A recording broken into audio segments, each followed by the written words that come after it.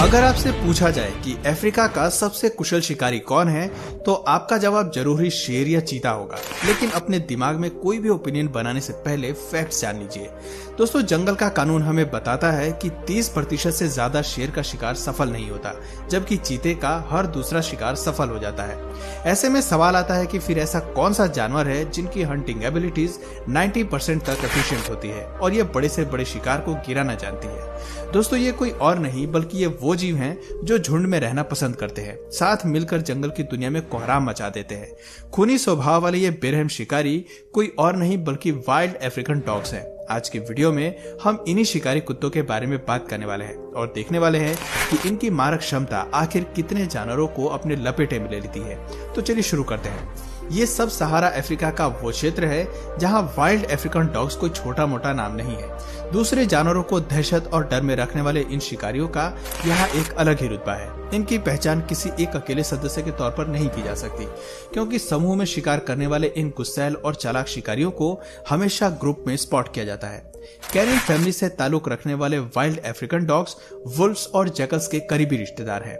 Medium आकार के ये जीव 30 से 50 किलोग्राम तक पाए जाते हैं और इनका कद 80 सेंटीमीटर तक सीमित होता है। ग्रे वुल्व्स के बाद कैनिन फैमिली के ये दूसरे सबसे बड़े सदस्य हैं। अफ्रीका के जंगलों में आपको एक अकेला वाइल्ड डॉग मुश्किल से ही देखने को मिलेगा।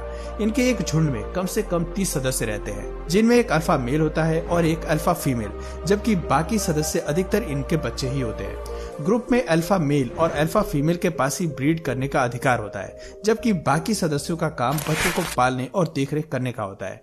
ऐसा नहीं करने वाले सदस्य को ग्रुप छोड़कर जाने पर बाध्य किया जाता है। वो अपने लिए दूसरे ग्रुप का निर्माण कर सकते हैं या दूसरे झुंड में जाकर मिल सकते हैं। इस कानून के हिसाब से ज्यादातर मादाएं और कुछ आधा दर्जन नर ही झुंड को छोड़ने का साहस दिखाते हैं। इसका परिणाम ये होता है कि सवाना में हमें वाइल्ड अफ्रीकन डॉग्स के एक या दो नहीं बल्कि कई झुंड देखने को मिलते हैं, जिनमें इनकी संख्या अच्छी खासी होती है। देखा जाए तो वाइल्ड डॉग्स का झुंड काफी कुछ वॉल्व्स से मेल खाता है। वॉल्व्स की तरह ही इनके झुंड में भी हायरार्की सिस्टम पाया जाता है, लेकिन खास बात यह है कि सभी सदस्य एक दूसरे से बेहद प्यार करते हैं और किसी भी बात पर एक दूसरे से नहीं उलझते, फिर चाहे बात भोजन की ही क्यों ना हो। यही वजह है कि इनमें काफी यूनिटी पाई जाती है और यही एकता शिकार करते हुए बेहद काम आती है। शिकार के लिए लड़ने के बजाय ये झुंड के सबसे बीमार सदस्य को पहले भोजन करने में विश्वास रखते हैं। ये जानते हैं कि इनको शिकार पाने में कोई तकलीफ नहीं होगी। जंगल इनका ही इलाका है और ये अपनी मर्जी के मालिक है। वाइल्ड डॉग्स ज्यादातर दिन में शिकार करते हैं और अपने टारगेट को मार कर ही दम लेते हैं।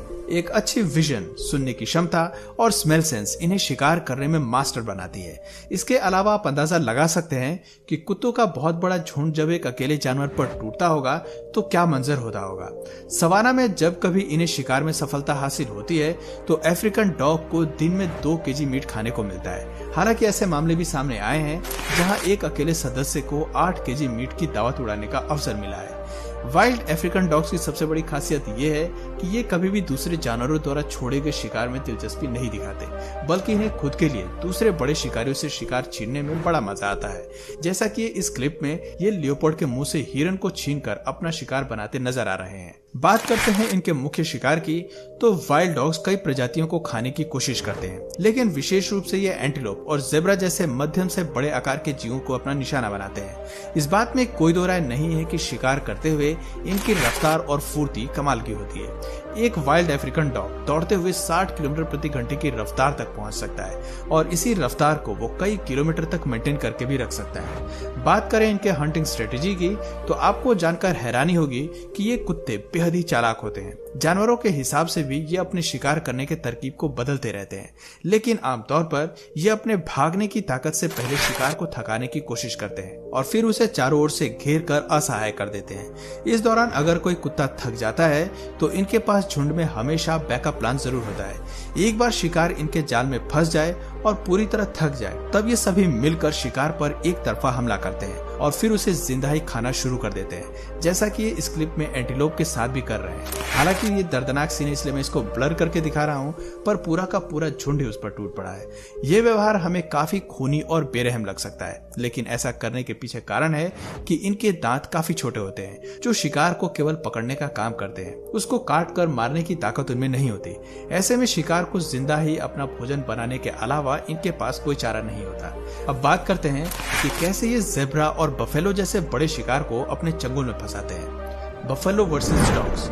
एक बड़ा भैंसा वजन में लगभग 1 टन तक का हो सकता है और आराम से कभी कभी शेर के हमले को भी रोक सकता है। ऐसे जानवर से उलझना वाइल्ड डॉग्स के झुंड को भी काफी भारी पड़ सकता है, इसलिए ज्यादातर ये भैंस के बच्चों पर अपना जोर आजमाते हैं और उसे अपनी चपेट में लेने के लिए ये पहले भैंसों के झुंड को डराकर भगाने की कोशिश करते हैं और उनमें से सबसे कमजोर कड़ी को अलग करने की कोशिश करते हैं ताकि कोई दूसरा साथी उसकी मदद को ना आ सके। इस जाल में बेबी काफ आराम से फंस जाते हैं। ऐसे में अगर मदर बफेलो बेबी को बचाने की कोशिश भी करती है तो भी इनकी रफ्तार और बड़ी संख्या से उसका मुकाबला नहीं हो पाता। परिणाम स्वरूप उसे अपनी जान बचाने के लिए मौके से भागना पड़ता है और बच्चा बलि की भेंट चढ़ जाता है। इस क्लिप में भी कुछ ऐसा ही हो रहा है, जहां बेबी काफ अपनी जिंदगी के आखिरी पल गुजार रहा है। विल्डबीस्ट वर्सेस डॉग्स। दूसरा भारी भरकम जानवर जो वाइल्ड अफ्रीकन डॉग्स के चलते दहशत में रहते हैं वो है विल्डबीस्ट। विल्डबीस्ट 300 से 400 किलोग्राम वाले बेहद ही बड़े जानवर होते हैं, लेकिन हैरानी की बात है कि कुत्तों के हमले से बचना भी इनके लिए मुमकिन नहीं हो पाता। भैंसों की तरह ही विल्डबीस्ट को मारने के लिए वाइल्ड अफ्रीकन डॉग झुंड के सबसे कमजोर शिकार को अलग करते हैं। इसके बाद ये अपने रफ्तार से उसे भगाकर थकाने की कोशिश करते हैं। भारी भरकम शरीर वाले ये जीव जल्दी थक जाते हैं और एक बार इनकी रफ्तार कम होते ही ये शिकारी कुत्तों की पकड़ में आ जाते हैं। इसके बाद जो होता है वो काफी बेरहम मौत से कम नहीं है। बेदर्द मौत के इस सिलसिले से केवल बड़े जानवरों को ही नहीं गुजरना पड़ता, बल्कि वॉर्थॉग जैसे जानवर भी इस हंटिंग स्किल का शिकार बनते हैं। आप देख सकते हैं कि कैसे इन कुत्तों का झुंड 100 किलोग्राम वाले एक अकेले वॉर्थॉग को मारने पर तुला है। ऐसे क्लिप्स हमें बताती हैं कि कुत्तों के झुंड के खिलाफ खड़े होने का साहस शायद ही कोई हर्बीवोरस जानवर कर पाता हो।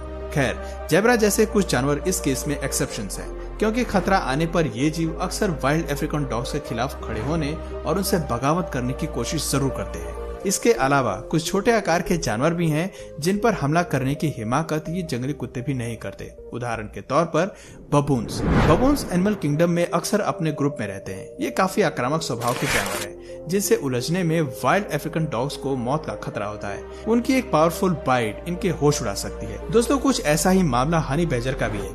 हनी बैजर से उलझने की गुस्ताखी वाइल्ड डॉग्स को बहुत महंगी पड़ सकती है। हालांकि हनी बैजर इन कुत्तों से दूर ही रहता है। बदले में वाइल्ड डॉग्स भी हनी बैजर से भिड़ने में कोई दिलचस्पी नहीं दिखाते, क्योंकि ये एक मजबूत शिकारी है जिसे मार पाना वाइल्ड डॉग्स के लिए काफी मुश्किल है।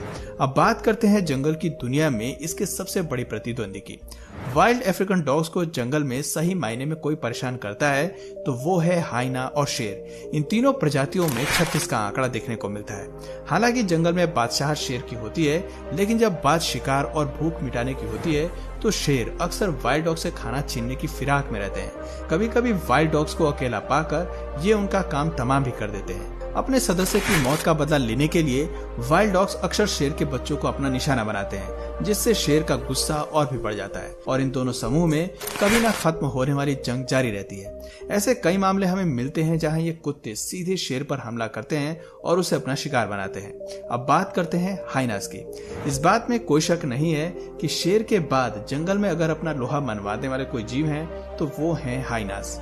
हाइनास वाइल्ड डॉग्स के मुकाबले कहीं ज्यादा ताकतवर होते हैं। 90 केजी के ये जीव जब कभी वाइल्ड डॉग से भिड़ते हैं तो जंग काफी भीषण होती है, लेकिन जीत हमेशा हाइनेस के पाले में ही होती है। ये जीव हमेशा कुत्तों के बड़े झुंड को फॉलो करते हैं और उनका शिकार चुरा लेते हैं और मौका मिलने पर ये वाइल्ड डॉग्स को भी अपना शिकार बना लेते हैं।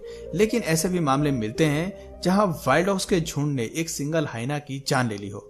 ऐसे में पता चलता है कि जंगल में इनकी लड़ाई कभी ना खत्म होने वाली है। खैर, वाइल्ड अफ्रीकन डॉग से बनाकर चलना और खुद को सेफ रखना किसी भी जीव के लिए टेढ़ी खीर है। ऐसे में शेर और हाइना जैसे ऐश परस्त शिकारियों का वाइल्ड डॉग से हाथ मिलाना कभी ना सच होने वाला सपने जैसा है। तो दोस्तों, आपकी नजर में जंगल का सबसे खतरनाक जीव कौन सा है, कमेंट करके जरूर बताइए। और अगर इस वीडियो से आपको कुछ नया जानने या सीखने को मिला या फिर इंटरेस्टिंग लगा तो प्लीज इस वीडियो को एक लाइक करके अपने फ्रेंड्स और फैमिली में इसे जरूर शेयर करिए। और यदि आप इस चैनल पर नए हैं तो प्लीज इस चैनल को सब्सक्राइब करके बेल नोटिफिकेशन आइकन को ऑन कर लीजिए, ताकि हमारे आने वाले वीडियोस आप मिस ना करें। मिलते हैं फिर किसी वीडियो में नए टॉपिक के साथ, तब तक के लिए नमस्कार।